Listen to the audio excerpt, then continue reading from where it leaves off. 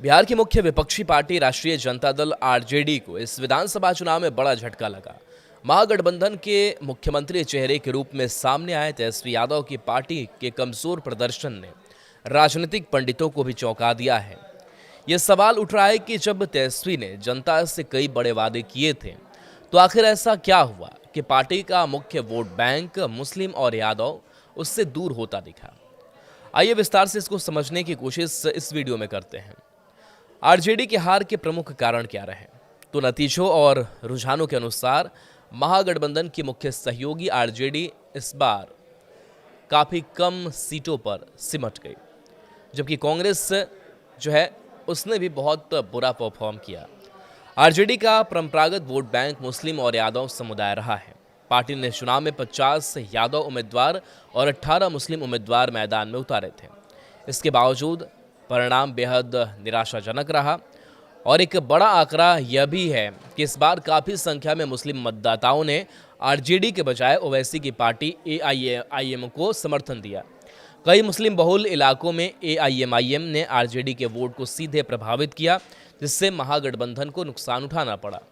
दूसरा महत्वपूर्ण कारण यह रहा कि मुस्लिम मतदाताओं का झुकाव कई सीटों पर जेडीयू की ओर भी गया। इस सच्चाई सामने इस बार के चुनाव परिणामों में सामने आई। जहां जेडीयू और आरजेडी के मुस्लिम उम्मीदवार आमने सामने थे, वहां जेडीयू को स्पष्ट बढ़त मिलती दिखाई दी। यह रुझान आरजेडी के पारंपरिक समीकरणों के लिए बड़ा झटका साबित हुआ। आरजेडी को यादव वोटों की नाराजगी का भी सामना करना पड़ा। जिन सीटों पर यादव मतदाता निर्णायक भूमिका निभाते थे, वहां इस बार वोटों का बिखराव देखा गया। इसके साथ ही जनसुराज पार्टी का पहली बार मैदान में उतरना भी महागठबंधन के लिए सिरदर्द बना, क्योंकि उसने कई जगहों पर विपक्षी वोट काटे। इसके अलावा राज्य और केंद्र की सत्ताधारी सरकार ने अपनी योजनाओं के माध्यम से जातीय राजनीति की परंपरागत धारणाओं को काफ़ी हद तक प्रभावित किया। नीतीश कुमार की योजनाओं से लाभान्वित होने वाले यादव सहित अन्य समुदायों और जातीय समूहों का झुकाव एनडीए की ओर बढ़ा। इसका सीधा असर आरजेडी और महागठबंधन के वोट शेयर पर पड़ा। तेजस्वी के नेतृत्व में आरजेडी 3 चुनाव लड़ चुकी है, 2015, 2020 और 2025।